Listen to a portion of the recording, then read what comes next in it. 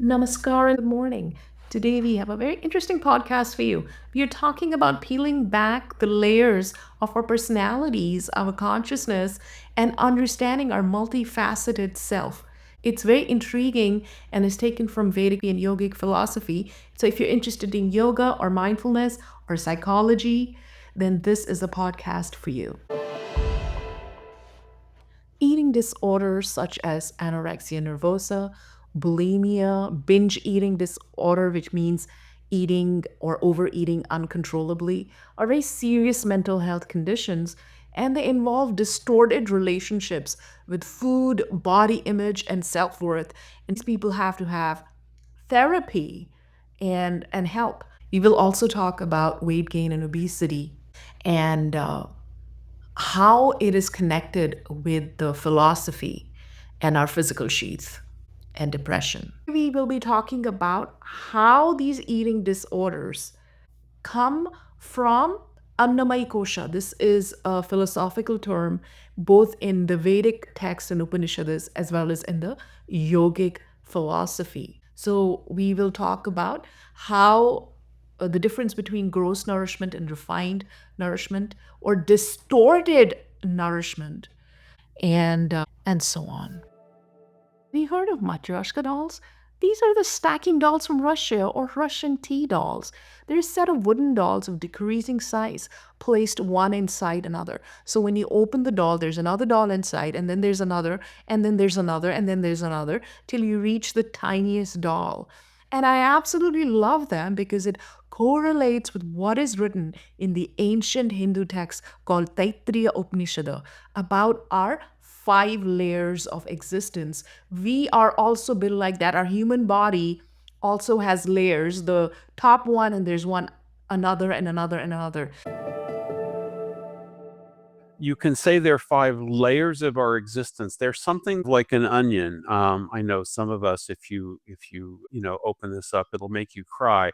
But really, all joking aside, we have multiple layers. We have multiple facets to our personality, to the way that we are. And you really have to go deeply to really understand someone on all levels.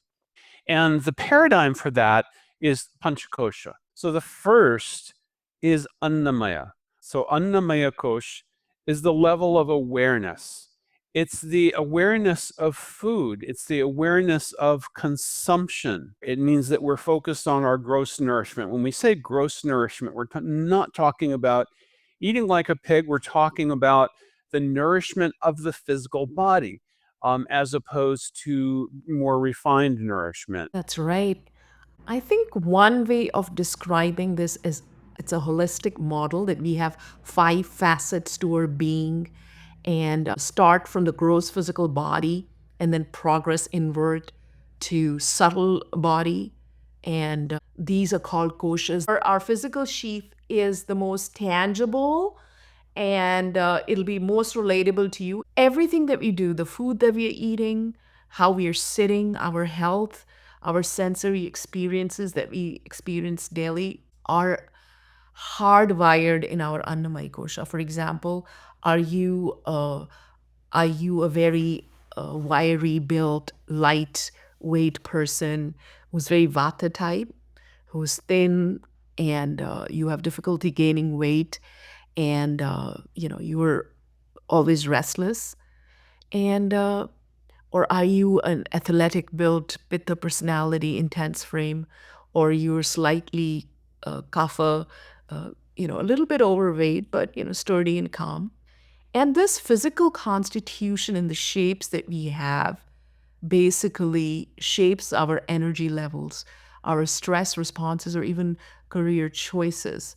For example, if you are a lot of kapha can sometimes be very happy at home and they're sedentary, and it actually amplifies their introversion. They can be introverts sometimes and shy. So they will seek out jobs that allow them to be away from the rest of the world and they don't have to work with a team. The layers are called koshas, and these influence everything about our personality facets, our physical habits, our emotional reactivity and how we react to everything, our mental patterns that may have been formed during while we were in the womb of our mom, or even from a previous life or in this life itself, our intuitive wisdom and spiritual joy, and basically practices like yoga or meditation or Ayurveda help to purify and connect and harmonize us with our own personality, our own self. So, like you said, the Annamaya kosha is the outmost physical body. It is sustained by food. Interesting point about gross nourishment versus refined nourishment. And of course, there's this famous saying, you are what you eat. So, normally when people think of food, or even in the West, food is nothing but it has fats and carbohydrates or proteins and vitamins or minerals and so on, and it's going to help have, it'll give us energy and it'll just sustain the physical body. So it doesn't matter what you eat. You can be eating meat, or you can be eating vegetables, or you can be eating things that were cooked 10 days ago, or things tinned, canned, processed food, doesn't matter, right? Gross nourishment focuses on the quantity and basic caloric intake to build, maintain physical structure, while refined nourishment is what is the quality of the food that we are eating? How are we cooking it? How digestible is it? You are not just what you eat, you are what you digest. And the digestion just doesn't happen in the physical body there. Our subtle body, the body that is inside the physical body, also needs to be purified by this energy of the food. It should be, the food that we're eating should be foster harmony across all our five layers. So we need more sattvic or pure balancing foods versus heavy foods that are tamasic or rajasic. So that's why we avoid animal based foods, because animal based foods and flesh is the most disturbing for our inner self, the inner layers. I'm not saying become a vegetarian. If you can, that's great. But try to avoid having heavy foods or animal based foods, at least for dinner. Do not have animal based foods at dinner, because you want to be light and you want to be able to have your layers, your physical body as well as your inner layer, detox and have that refined nourishment from the food that you've eaten for dinner. And that'll only happen if it's lighter food and it's sattvic food. Sattvic foods means it's fresh, light, seasonal fruits, seasonal vegetables, cooked with not too much spice and not too much oil. And, what it does is sattvic foods will purify tissues and enhance sensory acuity and vitality. It will balance doshas. It will be giving us energy. And if you do not like your body, or if you have body dysmorphia, with weight issues, it will actually help you feel good. You'll have a good sleep and you'll wake up happy the next day. And if you're having animal based foods, a lot of animal based foods or heavy foods or foods that are very oily or cooked with too much spices or even overeating, oh yeah, it will be good. It'll fuel your craving. But that emotional eating will disconnect us more. And of course, we can have blood sugar crashes. And then we end up hating ourselves even more. So the lighter you eat, and by heavy foods we mean gluten, for instance, is a heavy food. Mostly all animal flesh is considered heavy foods.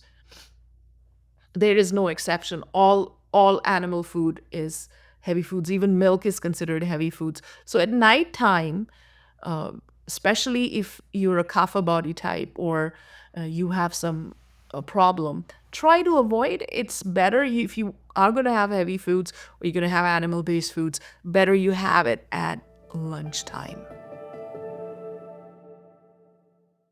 We're focused on refined nourishment. Why is it important for us to bring out this perspective on Annamaya Kosh? Because if you think about it, think about babies and toddlers. They want nourishment, they want love. And what is it that happens when we go through stress and we go through difficulty and we go through heartbreak in life? we will sometimes turn back to the time when we were loved unconditionally. The problem is that nowadays love tends to be very conditional. I'll love you as long as as long as you're skinny. I'll love you as long as you make money. I'll love you as long as I like the way you look. These are all examples of very conditional feelings that really are not real love. And when we experience these things, as we inevitably tend to do, what do we turn back to? We turn back to when we had more unconditional love. Think about the love of a mother or a father for the baby. It's very unconditional. The baby is going to fuss, the baby might bite me while feeding. I'm still going to love the baby and nurture the baby. Babies and toddlers are very much on the stage of annamaya. They want to put things in their mouth. They want to be fed. They want to be nourished.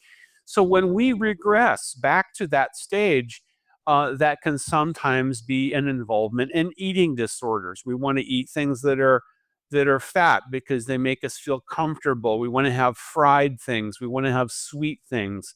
And we have these very simple emotions of being very safe, very secure, and being loved unconditionally. So, that's a very big part of it. Okay, there's a little bit of armchair analysis there, but this is the idea. What are the problems when we're absorbed in? It's also like the problem when you have a small child running around putting things in his or her mouth. There's no discrimination. We don't want them to put something that'll be harmful in their mouth.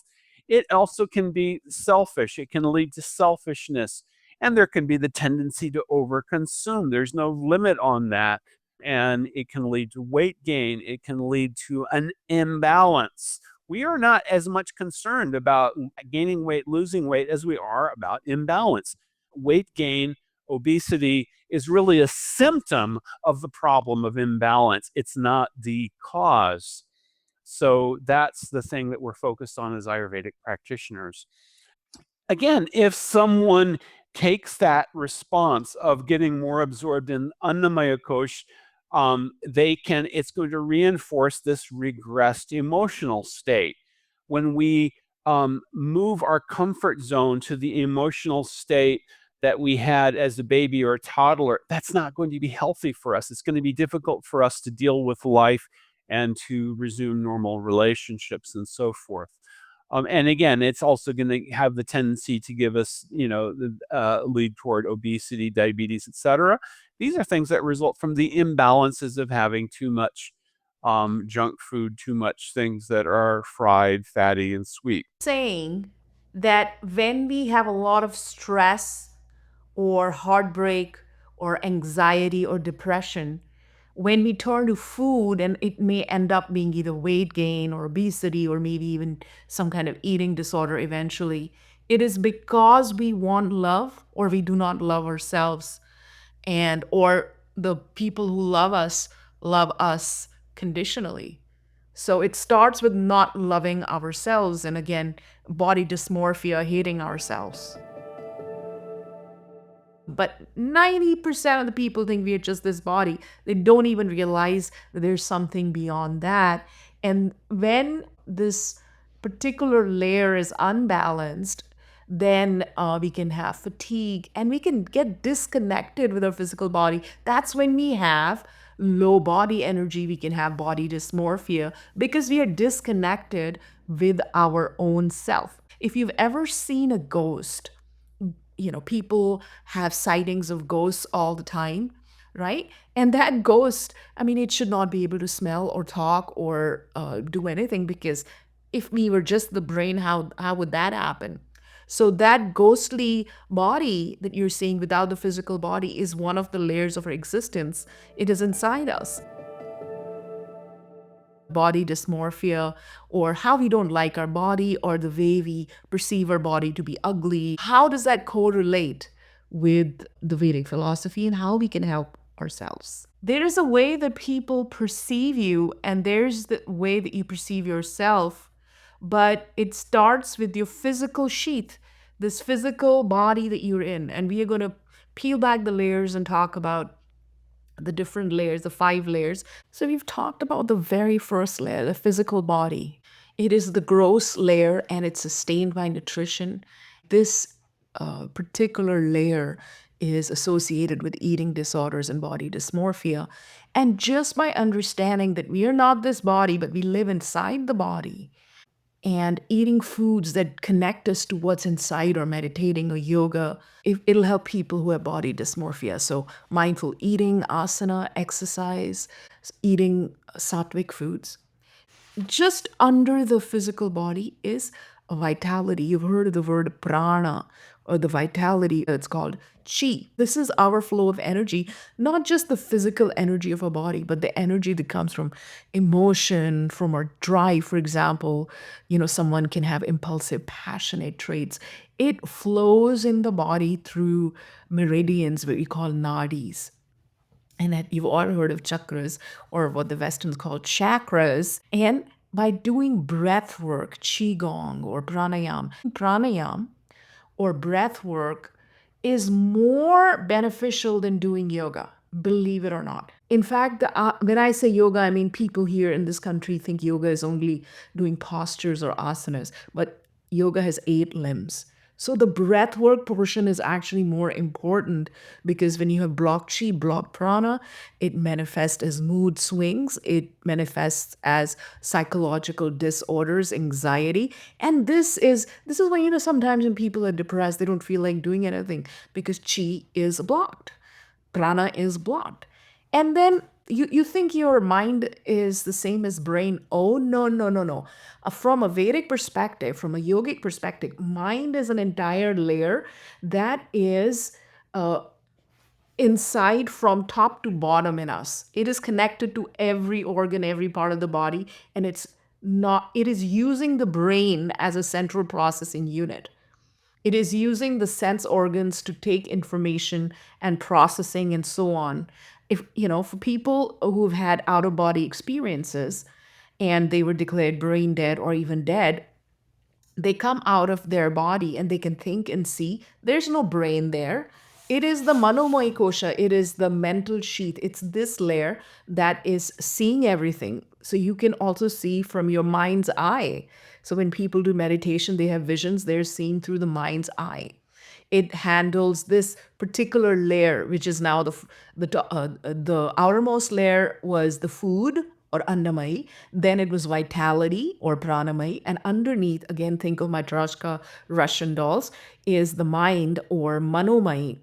And this handles cognition, feelings, and it's tied to personality patterns like reactivity or creativity. How reactive are you, or how not reactive are you? For some of the things, for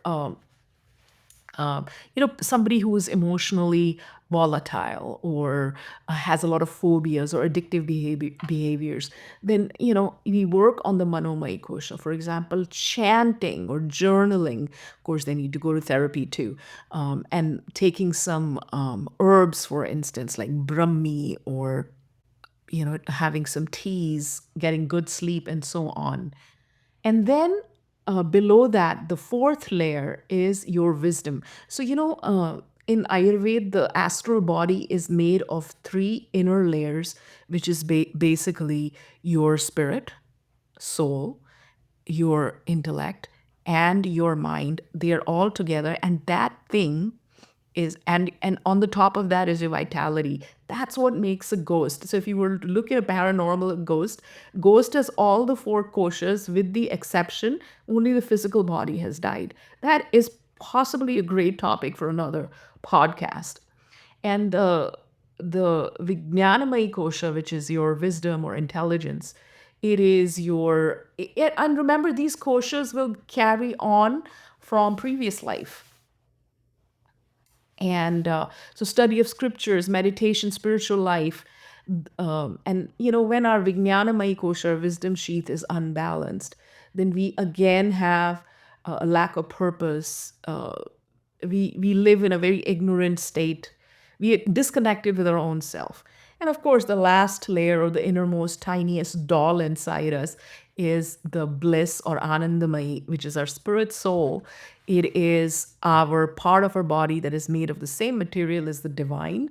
It is our atma, and it is the part of the body that is immortal, that has been living before, will continue to live on after we die, will take birth again and again and again. So that is the atma, or spirit.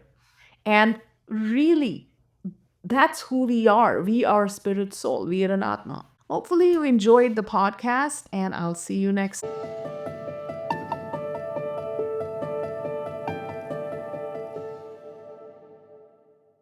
time.